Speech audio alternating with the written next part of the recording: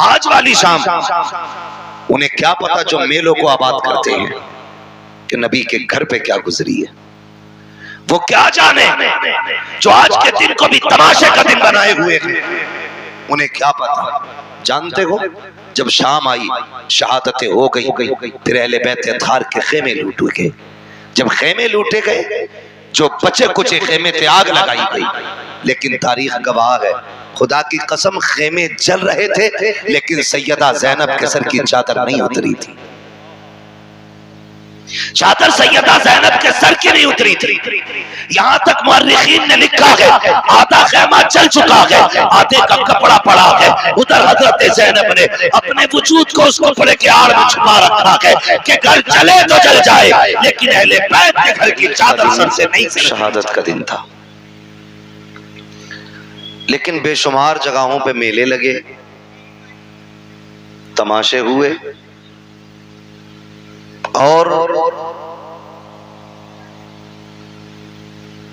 मजहब इस्लाम के उसूल और कवानीन के साथ मजाक किया गया। कहने को हम मुसलमान हैं, 10 तारीख के दिन कितनी बेटियां हमारे घरों से बिना दुपट्टे के निकली, कितनी बहन बेटियां बाजारों की रौनक बनी। किसी को इसका एहसास नहीं। हमने 10 तारीख को भी मेले का दिन बना दिया। बाज़ाब्ता लोग कहते हैं ये हमारे त्योहार का दिन है। ओ भाई, 10 तारीख को मुस्तफा के शहजादों ने कुर्बानियां पेश की है। होना तो ये चाहिए था। आज के दिन हर घर से हर दर से कुरान की तिलावत की आवाज आनी चाहिए थी।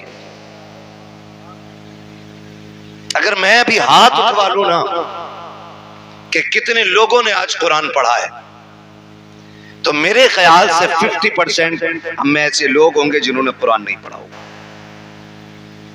मुझे बिला वजह की डींग मारनी नहीं आती। 50% ऐसे लोग होंगे जिन्होंने आज कुरान देखा भी नहीं। पढ़ना तो बड़ी बात है। और कितनी बेटियों के सरों से दुपट्टे उतरे, कितने घरों की इज्जत नीलाम हुई, ये एक अलग मसला है। ज़ोहर असर मगरिब इशा में कितनी भीड़ मस्जिदों में थी, ये एक अलग मसला है। मेरी कौम के नौजवानों, जरूरी है कि हम करबला वालों का पैगाम भी याद रखें। जो उन्होंने सबक दिया उम्मत को, वो भी हमें याद रखना बहुत ज्यादा जरूरी है। अल्लाह भला करे उन लोगों का जिन्होंने आज के दिन भी सबील के बड़े बड़े स्टॉल लगाए, उन लोगों को पानी पिलाया। उनके पानी पिलाने से लग रहा था कि ये आज जो लंगर चल रहा है, ये गुलाम ये बताना चाहते हैं कि कल जब तुम नहरे फुरात पे काबिज थे तो तुमने नबी के बेटों को पानी नहीं दिया। आज जब पानी हमारे हाथ में है तो हम सिर्फ अपने नहीं बल्कि गैरों को भी पकड़ पकड़ के पानी पिला रहे हैं। जिस तरह आपने सबील पे गौर किया, लंगर पे गौर किया, काश उतना ही हमने कुरान पे भी ध्यान लगाया होता। जब 10वीं शब आई थी और यजीदी हमला करने के लिए तैयार थे, तब मेरे इमाम ने कहा था एक रात की मोहलत दें। उन्होंने ये समझा शायद ये तलवारें तेज करेंगे, एक रात का मौका मांग रहे हैं, निशाने दुरुस्त करेंगे, रात भर प्रैक्टिस करेंगे, तब जाके सुबह जंग लड़ेंगे। लेकिन तारीख गवाह है, करबला की मिट्टी गवाह है, एक एक जर्रा गवाह है करबला शरीफ का, कि जब इजाजत और मोहलत मांगी ना मेरे इमाम ने, आपने रात के 2 हिस्से किए। एक हिस्से में नमाज को रखा, दूसरे हिस्से में तिलावत को रखा। सब ये हिसाब लगा रहे थे कि तलवारों की तैयारी होगी, लेकिन अल्लाह वाले तो जन्नत की तैयारियां कर रहे थे। वाह वाह वाह, जन्नत की तैयारियां कर रहे थे। और तैयारियां भी कैसी? पानी नहीं था, तयम्मुम है, जबान सूखी है। मोहम्मद अली भाई कारी हैं और बहुत अच्छे कारी हैं। मैं कहता हूं कभी नात के बाद इनसे कुरान भी सुना करो। कई इनामी मुकाबले जीते इन्होंने कुरान में। बहुत उम्दा कारी भी है मोहम्मद अली भाई। कभी इनसे सुने कुरान आप। लेकिन हमने सिर्फ नात सुनी है तो सिर्फ नात सुनते हैं। अगर कुरान एक बार सुन लिया इंशाअल्लाह फिर कुरान सुनने के आदी हो जाएगा। मेरा कहने का मतलब यह है, अगर आज का कोई अच्छी आवाज वाला कारी किसी महफिल में बैठ के कुरान पढ़ दे तो हवाएं थम थम के कुरान सुने, परिंदे उड़ना छोड़ करके कुरान सुनने लग जाए। सोच तो सही, जब करबला में नबी का बेटा कुरान पढ़ता होगा तब उस लहजे की खुशबू कैसी होगी, क्या रंग आता होगा उस जमीन पर। मुअर्रिखीन ने लिखा है कि एक खेमे में कुरान पढ़ा जा रहा है। आज एक एक घर से कुरान उड़ गया है, बुरा मत मानिएगा, एक एक घर से कुरान उड़ गया। अगर घर के अंदर 4 बंदे हैं तो 6 मोबाइल तो हैं, 3 नहीं है। 4 के पास 6 मोबाइल है, 3 नहीं है, लेकिन कुरान एक ही है, एक ही है। उसमें भी पढ़ने का नंबर नहीं आ रहा है। 2-2 महीने हो गए, कोई कुरान खोलने वाला ही नहीं, कोई कुरान पढ़ने वाला ही नहीं। मेरे इमाम अपने खेमे के अंदर, हर खेमे में कुरान की तिलावत हो रही है। हुसैन की शहजादी सैयदा सकीना आई, कहने लगी बाबा क्या मैं कुरान नहीं पढ़ूंगी? मेरे इमाम ने कहा बेटी आओ तुम्हें हम कुरान पढ़ाते। मैं उस बच्ची की बात कर रहा हूं जिसकी उम्र में भी इख्तिलाफ है। बाज ने 4.25 साल लिखा है, बाज ने 7 साल उम्र लिखी है। अगर 7 साल भी मान दो तो ये वो छोटी बच्ची थी जो काफिले में सबसे छोटी थी, लेकिन इसको भी शौक हुआ कुरान पढ़ने का, इसको भी शौक हुआ कुरान पढ़ने का। उन्होंने कुरान की पाबंदी की, फजर तक कुरान पढ़ा, फजर की नमाज अदा हुई। फजर की नमाज के बाद फिर जब अमर इब्ने साद की जानिब से जंग का आगाज हुआ, यके बाद तीगरे जाने जाती रही। जब जानों की कुर्बानियां होती रही, याद रखिएगा हुसैन के साथ में मुस्तफा के 9 सहाबा भी आए थे। कितने सहाबा बोले? कितने? 9 सहाबा। कितने? जोर से कितने? 9 सहाबा भी मुस्तफा के थे। लेकिन उनकी मोहब्बतों को जरा सहाबा इकराम ने उस वक्त तक खानदाने नबुव्वत के किसी फर्द को जाने नहीं दिया जब तक अपनी जानों की कुर्बानियां पेश नहीं करती। जब जानिसार जाने लुटा चुके फिर अहले बैत अतार की बारी आई, फिर अहले बैत अतार की बारी आई। उनमें भी आप देखें कई बार आएंगी जमातें, टीमें आएंगी, कहने लगी हजरत अली को उनसे इख्तिलाफ, हजरत उमर को उनसे इख्तिलाफ, अबू बकर सिद्दीक को वो नहीं मानते, उमर को वो नहीं मानते। आप खुद फैसला करें। मेरे इल्म के मुताबिक मैदान करबला में हजरत अली के 6 बेटे मौजूद थे। कितने? 6। जोर से कितने? और बोले कितने? 6 बेटे हजरत अली के मौजूद थे। जो बताना चाहता हूं वो ये बात है कि उनमें एक बेटे का नाम अबू बकर इब्ने अली है, दूसरे बेटे का नाम उमर इब्ने अली है, तीसरे बेटे का नाम उस्मान इब्ने अली है। अब मुझे एक बात बताओ, अगर मुझे आपसे नफरत है तो मैं आपके बेटे के नाम पे अपने बेटे का नाम रखूंगा? आप रखोगे? नफरत अगर होती है तो नाम नहीं रखे जाते। ये नफरत की तो वजह है जो किसी का नाम यजीद है तुम्हारे गांव में कोई यजीद? बोले है, सुना कहीं? नहीं है ना? क्यों? क्योंकि नफरत ही इतनी है लोगों को यजीद से। कोई अपने कुत्ते का नाम भी यजीद रखना नहीं चाहता। और हर घर में झांक के देखो, हर घर में एक हुसैन जरूर मिलेगा। वाह वाह वाह वाह वाह। हर घर के अंदर एक हुसैन मिलेगा, एक एक घर में कई कई हुसैन मिलेंगे। वजह क्या? वजह यह है कि उनकी मोहब्बत का चिराग दिल में जल रहा है। सुभान अल्लाह, दिल में जल रहा है। इनके दरमियान मोहब्बत थी, तभी तो नाम रखे गए, तभी तो नाम रखे गए। और मैं तो चैलेंज करता हूँ राफियों की उन नाजायज औलादों को कि जो कहते हैं आपस में मुख्तलिफ थे, अलग थे। तारीख का ये बाब उठा करके देखो, जब अली के निकाह की बारी आई है तो रिश्ते का मशवरा देने वाला उमर है, और जिसने निकाह में जहेज दिया है उस जात को सिद्दीक़ अकबर कहा जाता है। जिसने निकाह का खर्चा उठाया उस जात को उस्मान गनी कहा जाता है। अज़मते अहले बैत, अज़मते सहाबा। वाह वाह वाह वाह, क्या बात। इनमें तो इतना प्यार था, इनमें इतना प्यार है।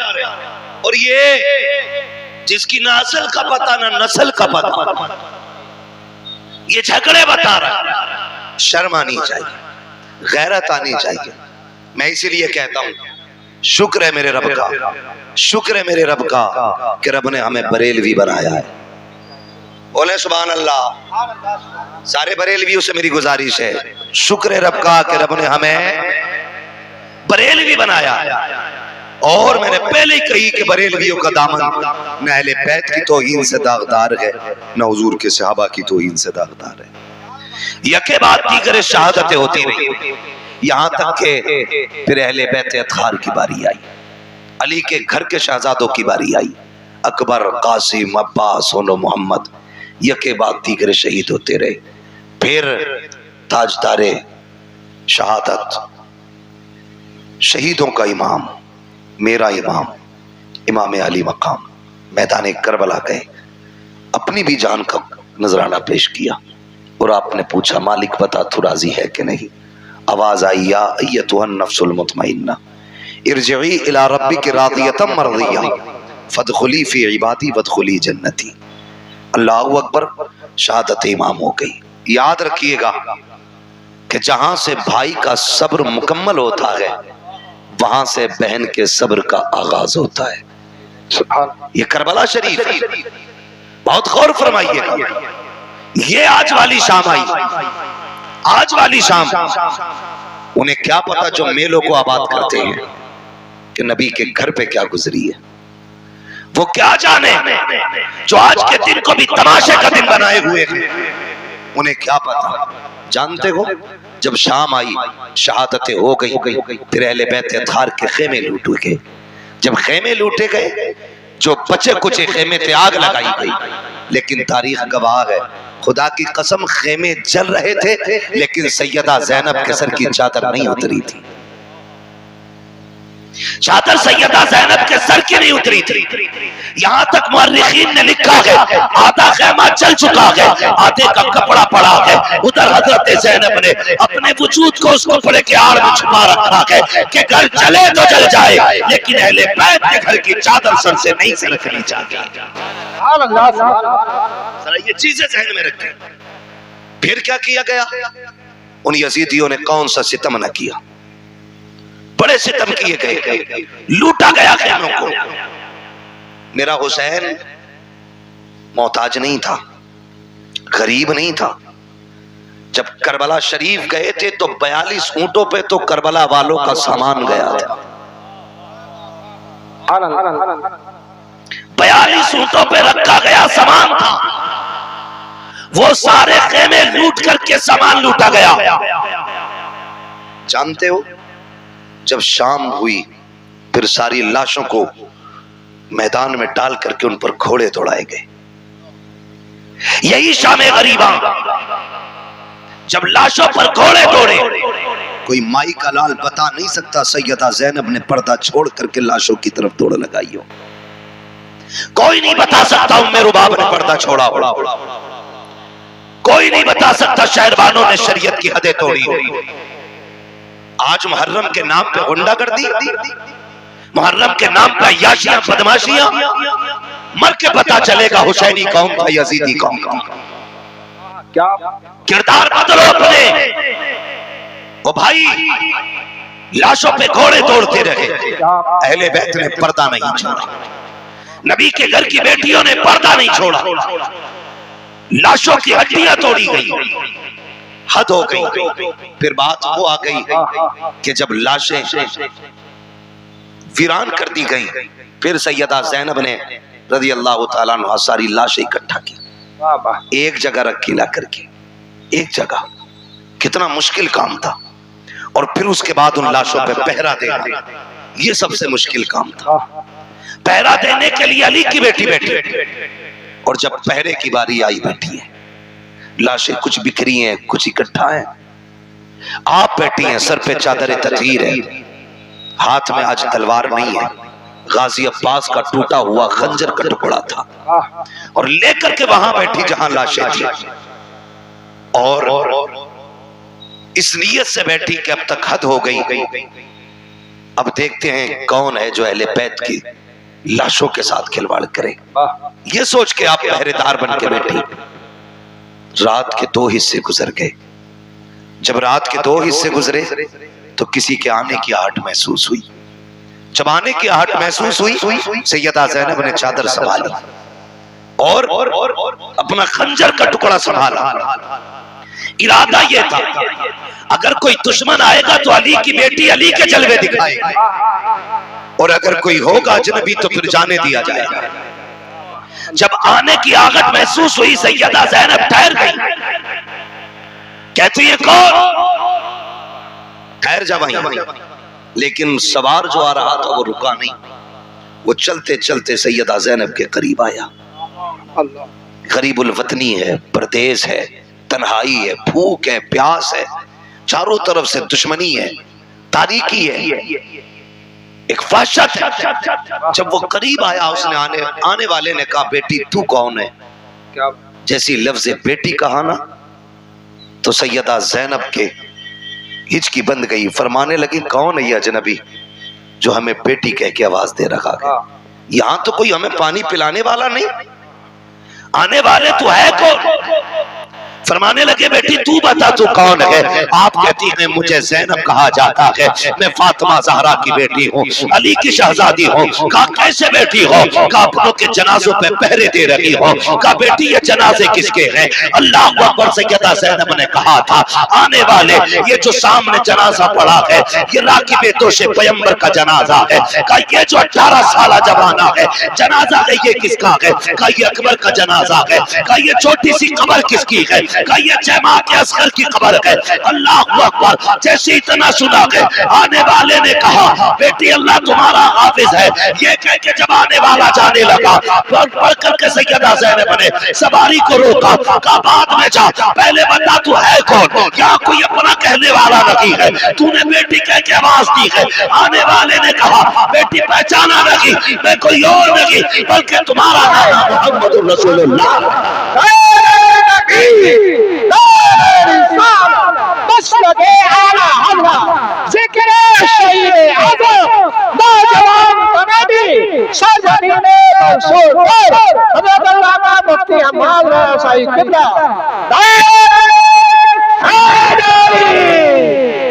वो भाई फरमाने लगे, मैं तुम्हारा नाना हूं। सैयदा ज़ैनब मुतमईन रही, मुतमईन रही। फिर ख्याल आया कि हुसैन ने कहा था कि मेरी सकीना मेरे बगैर सो नहीं पाती है, देखूं तो सही सकीना का हाल क्या है।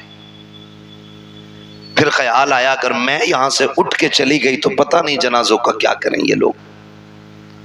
इसी शशोपंज में रात के 3 हिस्से गुजर गए। फिर एक साया नजर आया, आप फिर संभल के बैठी, और वो साया किसी मर्द का नहीं, एक औरत का साया था। करीब आई, उसने आकर के पानी का प्याला पेश किया। सैयदा पानी पी लीजिए। आपने फरमाया, हमें इस पानी से नफरत हो गई है, ले जाओ, हमें नहीं पीना है पानी। खातून ने कहा, मुझे हुर की बीवी कहा जाता है, मेरे शोहर ने गर्दन कटा करके अपनी गुलामी का हक अदा कर दिया, मेहरबानी करें मुझसे पानी कबूल कर ले। जब इतनी बात कही, सैयदा ज़ैनब ने कहा, सुनो, जिनके 18 साल के शहजादे प्यासे चले गए हो, उन्हें पानी कैसे अच्छा लगेगा? जाओ ले जाओ ये पानी। लेकिन वो खातून जानती थी, सैयद को अगर खातून जन्नत का वास्ता दो तो वो कभी टाला नहीं करते। उन्होंने कहा, आपको आपकी अम्मी का वास्ता, ये पानी कबूल फरमा ले। आपने पानी लिया, उठी, ख्याल आया मेरी सकीना सबसे ज्यादा प्यासी है, सकीना सबसे ज्यादा प्यासी है। ये सोच करके आप खेमे में आई। जब खेमे में आके देखा तो हजरत सकीना नहीं थी। आवाज दी, सकीना सकीना, पता नहीं चला। फिर खेमे से बाहर निकली, ख्याल आया कहीं यजीदियों ने बच्ची को उठा तो नहीं लिया, कहीं सितम करके कत्ल तो नहीं कर दिया। ये यजीदी है, इनसे कुछ भी उम्मीद की जा सकती है सिवाय भलाई की उम्मीद के। ये सोच करके बेकरार होके पलटी। बाहर आवाज दी, सकीना। तो जहां मक्तल में लाशें पड़े थे वहां से हल्की सी आवाज आई, पुपी यहाँ आओ। मैं यहाँ हूं। अल्लाह अकबर। कहीं जाके देखा तो जहां मेरे हुसैन का लाशा था वहां सैयदा सकीना ने पैरों पे सर रख के लेटी हुई है, पैरों पे सर रख के। बाप बेटी का रिश्ता अलग होता है। आप भी परदेश जाते हो, खुदा की कसम, बेटियां अगर छोटी होती हैं उस वक्त तक नहीं सोती हैं जब तक बाप के सीने पे सर रखने जगह न मिल जाए। ये हुसैन की सकीना फरमाती कि मैं गई बाबा के पैरों पे सर, मैंने हाथ पकड़ा, बेटी यहाँ कैसे आ गई? कहा फूफी रात को नींद नहीं आ रही थी। मैंने कहा अब्बा तेरी बेटी को नींद नहीं आ रही है, आके सुला दीजिए। कहा मैंने इतना कहा था, इतने में मक्तल से आवाज आई, बेटी यहाँ आ मैं तुझे सुला दूं। कहती बेटी लाशों पे घोड़े दौड़ चुके हैं, किसी लाश की पहचान नहीं हो रही है, तुझे कैसे पता चला कि ये तेरे बाप का लाशा है? हजरत सकीना ने कहा था मैं इसी ढेर पे आई, इसी जगह पे आई, मैंने आके सारी लाशों को देखा, सब एक जैसी लाशें नजर आई। मैंने कहा अब्बा कहाँ हो? कहा फूफी इसी लाश के बाजू उठे थे, इसी ने हाथ उठा के कहा था आ बेटी मेरी सीने से लग जा। कहा बेटी फिर पैर से क्यों लेटी? कहा मेरे बाप के सीने पे इतने जख्म थे कि सर रखते हुए दुख हो रहा था, अगर मैं सीने में सर रख देती मेरे बाप को तकलीफ हो जाती। एक पैर के तलवे ऐसे थे जहाँ पे जख्म नहीं था, इसलिए मैंने सर रखा सो गई। कहा बेटी आओ तो सही, खेमे में लेके आई है। कहा फूफी बात क्या है? कहा लो बेटी 3 दिन की प्यास है, पानी पी लीजिए। अब मेरे घर हुसैन के घर की तरबियत देखें। सैयदा सकीना कहती है फूफी जान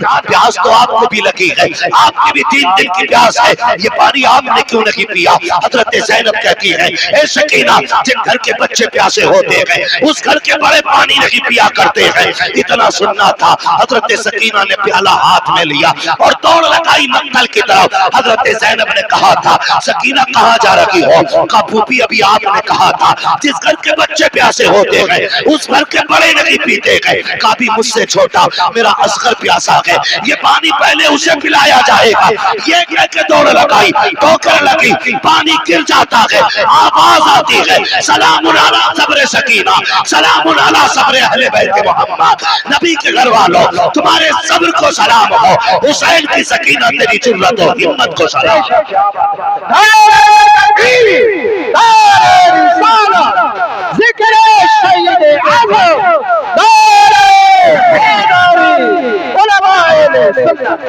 खुदा की कसम ये उनके घर के बच्चों का सब्र है, बच्चों का सब्र है।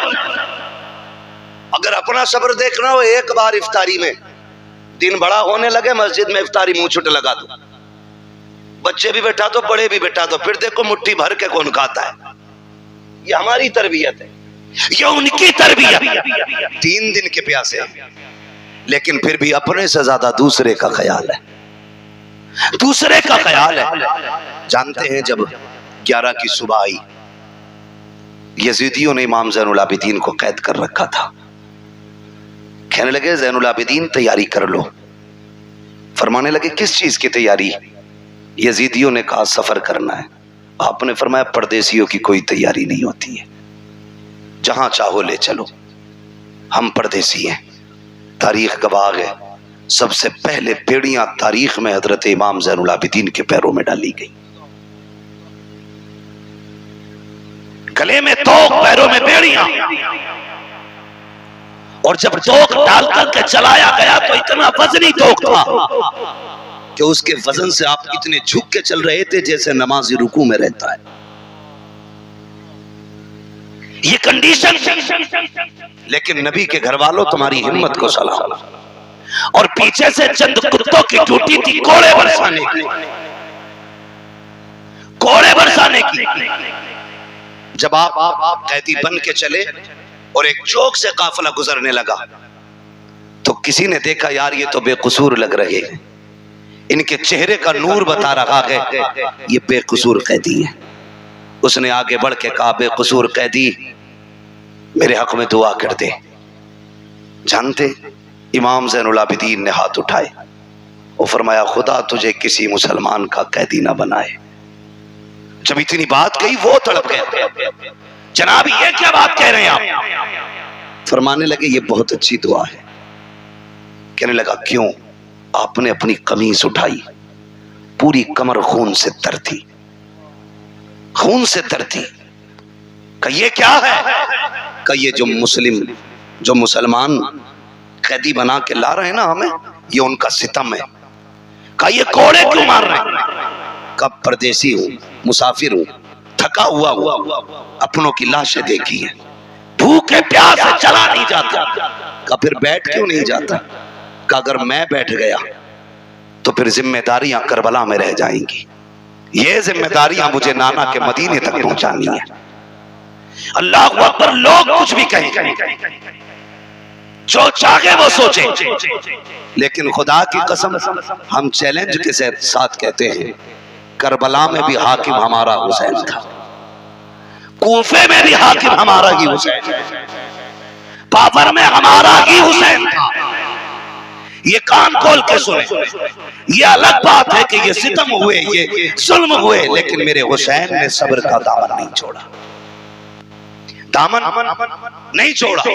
ये काफिला चला, जानते हो 64 औरतें, 26 बच्चे, 72 नेजों पे 72 सर। तरतीब क्या दी गई? तरतीब ये दी गई कि सबसे आगे शहीदों के सर थे, उनके पीछे इमाम ज़ैनुल आबिदीन थे, उनके पीछे सैयदा ज़ैनब थी, बाकी फिर खवातीन जो कैदी बनाई गई थी, और सबसे पीछे हजरत सकीना की सवारी थी। इस तरतीब से काफिले को ले जाया जाता है। आज हैरत हो रही है भी, हैरत हो रही है। आज सुन्नी बरेलवी कहलाने वाले लोग ढोलक पे उतर आए। पढ़े तारीख के इस बात को भी कि वो जो सारे शहीदों के सर चल रहे थे, उनसे भी आगे यजीदी लोग ढोल लेके चल रहे हैं, और वो आगे आगे ढोल बजा के कह रहे थे हुसैन को हमने शहीद कर दिया, कत्ल कर दिया, मादल्ला, फतह हमारी हुई है, इसलिए ढोल बजाए जा रहे थे।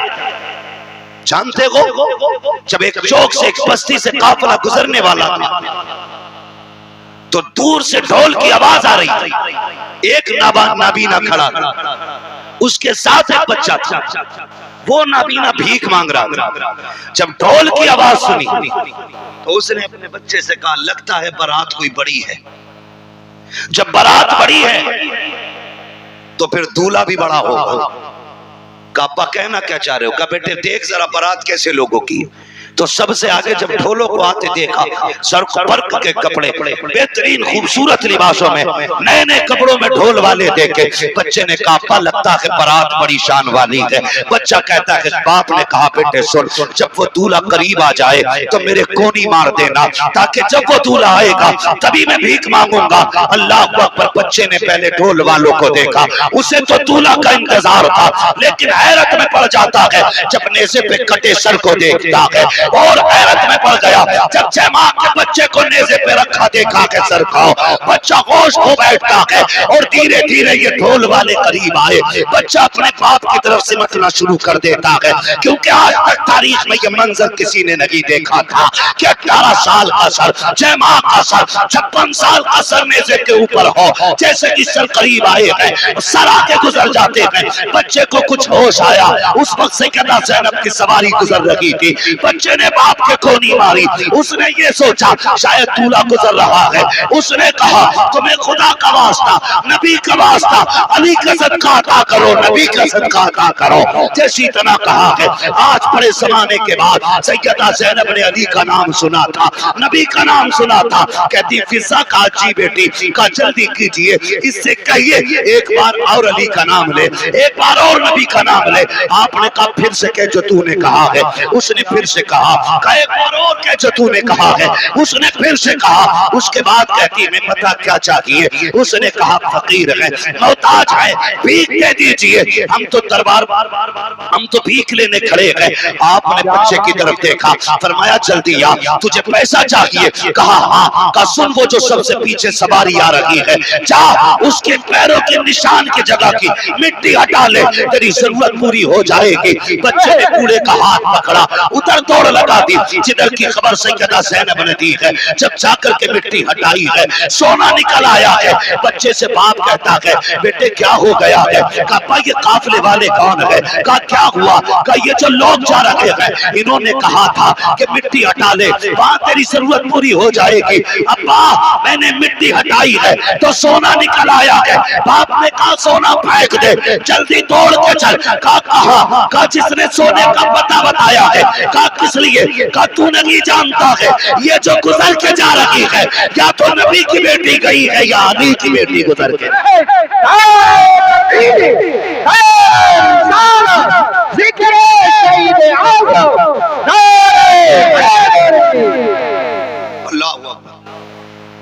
फरमाने लगी, उस बूढ़े ने कहा सुन,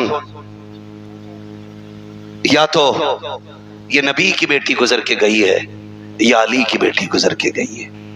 खुदा की कसम इन्हें मजबूर कहते, इन्हें कमजोर समझते। गलती ना करना, बातें बहुत सारी है मगर तवज्जो करें,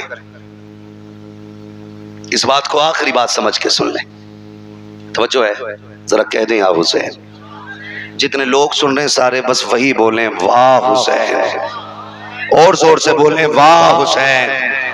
हाँ सुने बहुत गौर से, हम हाय हुसैन वाले नहीं, हम वाह हुसैन वाले लोग हैं। तवज्जो करें। ये काफिला चला, काफिला चलते चलते एक जंगल से गुजर रहा था। जंगल से जब काफिला गुजरने लगा तो एक खातून अपनी गोद में दुपट्टे में गठरी में कुछ छुपाए खड़ी थी। ये यजीदी फौजी, दौलत के कुत्ते, ये आगे आगे चले गए। उस खातून ने पूरे काफिले को रोका, कहा ठहरो। कहा क्या बात है? कहा तुम्हारे अंदर कोई तबीब है? कहा क्यों? कहा मेरा बेटा बीमार है, एक ही बेटा है, 7 बेटियां हैं, मुझे डर है कहीं वो मर ना जाए। कहा अगर तुम में कोई तबीब हो तो मेरे बेटे को देख ले। तो शिमर को, इन लाइनों को मजाक सूझी। इन्होंने मजाक के तौर पे इमाम ज़ैनुल आबिदीन की तरफ मुंह किया और बूढ़ी से कहने लगे हम तो तबीब नहीं है, लेकिन इससे पूछ ले, ये जो कहती है शायद ये तबीब है। बूढ़ी गई जाके कहने लगे परदेसी क्या तू तबीब है?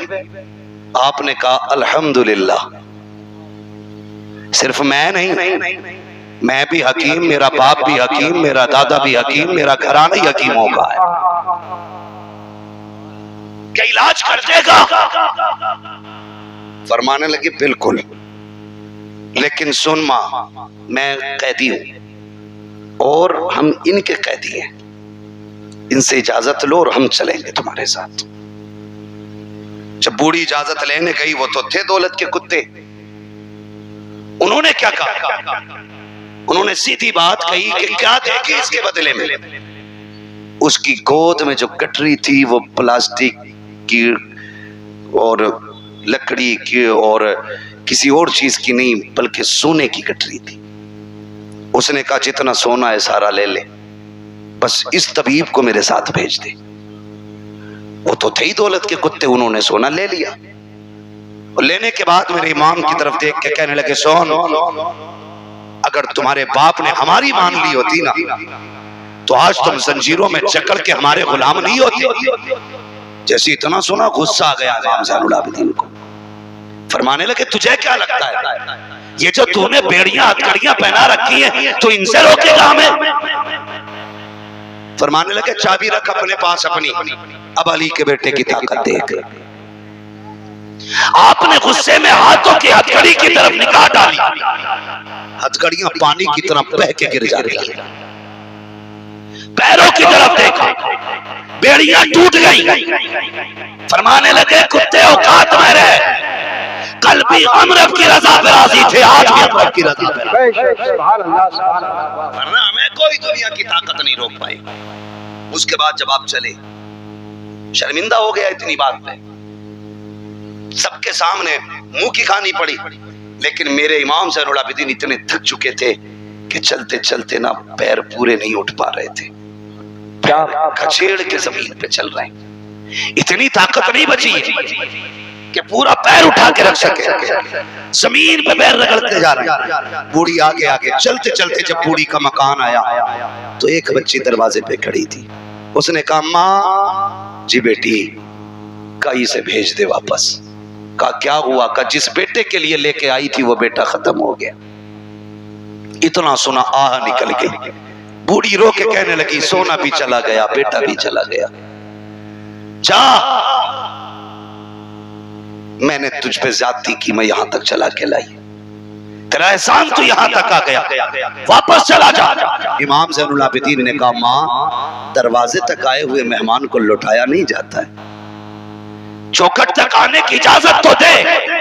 बूढ़ी ने कहा, क्या करेगा बेटा, तेरा वक्त जाये होगा, तेरा टाइम खर्च होगा, तू परदेसी मुसाफिर, जाने कब का चला है, कब तक चलेगा, कुछ खाया कि नहीं खाया। ए बेटे, अब यहाँ आके वक्त जाये न कर। कहा, माँ, मुझे दरवाजे तक आने की इजाजत दे। इमाम ज़ैनुल आबिदीन को इजाजत मिली। आप जैसी घर के अंदर कदम रखते हैं, क्या देखते हैं, दो बहनें बैठी हुई है, एक सर की तरफ बैठी है, दूसरी पैरों की तरफ बैठी है, दो जवान के ऊपर कपड़ा पड़ा है। एक कहती है, भैया बड़ी हसरतें तेरे साथ थी, तू हमारा इकलौता भाई था। आपने चंद जुमले सुने, रो देते हैं। एक बच्ची देख के कहती है, भाई हमारा गया है, तू क्यों रो रहा है? उसने ये कहा, जब मैंने तुम्हारे भाई को देखा तो मुझे सुगरा के अकबर की याद आ गई है, मुझे तुम्हारे सूरत को देख के अपनी मदीने वाली बहन की याद आई है। आप ये कहते हैं और उसके बाद आगे बढ़ते हैं। उस नौजवान के ऊपर से चादर उड़ाई और हटाने के बाद कहते हैं, नौजवान उठ, बहनों को रुलाया नहीं जाता है, बहनों को हंसाया जाता है। इतना कहा, नौजवान उठ के बैठ जाता है। आपने जैसी नौजवान को उठाया है, माँ कहती है, अरे बेटे ये कैसे हो गया? कहा, बेटे ये बता, माँ ये तो बता, तेरी गोद में सोना कितना था? कहा, 7 बेटियों का जेवर था। कहा, जल्दी कर, जितना सोना था उतनी मिट्टी लेके आ। पूरी मिट्टी लेके आई है। मेरे इमाम ने यूं हाथ लगाया है, सारी मिट्टी को सोना बना दिया है। उसके बाद कहते हैं, माँ पता क्या कमी रह गई है? बेटा भी मिल गया है, सोना भी मिल गया है। ये कह के पलटने लगे। बूढ़ी ने दौड़ के कदम पकड़े। कहो शहजादे जरा ठहर तो सही, अरे रुक तो जरा, बता तो सही तू है कौन, कहाँ का रहने वाला है, बता ये शाने कहाँ से लेके आया है, ये रुतबे कहाँ से मिले हैं? आप कहते, अम्मा ये ना पूछ, अब मुझे जाने दे। बूढ़ी कहती, बता ना बेटे क्या मामला है? कहा, वो बता बेटे, वो 72 नेज़ों पे सर किसके थे?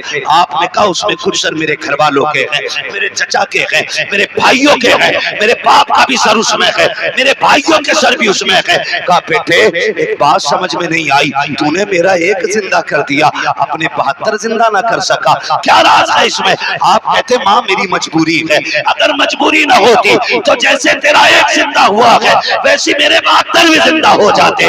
आपने जैसी इतना कहा। बूढ़ी कहती, बेटे समझ में नहीं आया। कहा, माँ सुने, यहाँ समझ में नहीं आएगा, वहां चल जहाँ नेजों पे सर है, सारी चीजें समझ में आ जाएंगी। पूरी फिर वापस आई है, कहा बेटे अब बताना, मेरा इमाम उस नेज़े के पास आया जिस नेज़े पे इमाम अली मकाम का सर रखा हुआ है। आप आपके सर के पीछे खड़े हुए और कहते अब्बा जी वो कुरान पढ़ के सुनाओ जो करबला से यहाँ तक पढ़ के सुनाया है, फिर से वो तिलावत सुनाओ जो करबला से यहाँ तक सुनाई है। मुअर्रिखीन ने लिखा है कि सर हुसैन नेज़े पे खुद घूमा, रुख हुआ ज़ैनुल आबिदीन की तरफ और सूरह रहमान की तिलावत शुरू हो जाती है। सूरह रहमान की तिलावत मेरे इमाम के सर ने की है। आप कहते अम्मा अब कुछ समझ में आया कि नहीं? माँ कहती मैं नहीं समझी। मेरा इमाम कहता है ए माँ जिंदा वो किए जाते हैं जो मर जाया करते हैं, जो पहले से जिंदा होते हैं वो जिंदा नहीं किए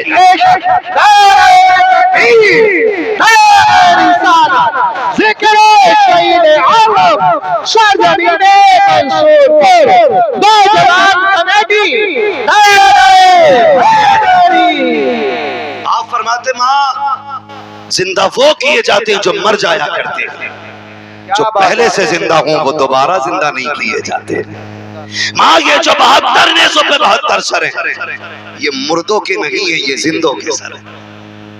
ये किनके सर हैं? जोर से और जोर से किनके? जिंदों के सर हैं।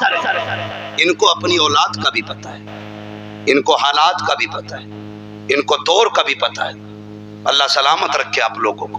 ओ भाई ये करबला शरीफ का सफर पूरा 12 मुहर्रम से शुरू हुआ, 12 मुहर्रम से शुरू हुआ और 27 रमजान को मुकम्मल हुआ है। कितना? 12 को शुरू हुआ, 27 को मुकम्मल हुआ। आप गिनती लगा लें, गिनती जोड़ेंगे लगभग 9 महीने लगेंगे। कितने? बोलें जोर से और जोर से। 9 माह मुकम्मल सफर लगे। जानते हो अली की बेटी की जुर्रत देखे, 9 महीने सफर किया है, पैदल सफर किया है, सफर करके भी आई है, कुरान पढ़ती भी आई है। जब सफर मुकम्मल मदीने में जाके हुआ और इमाम ज़ैनुल आबिदीन का बाजू पकड़ के कहा ज़ैनुल आबिदीन ये क्या है? फूफी आपको भी मालूम है ना,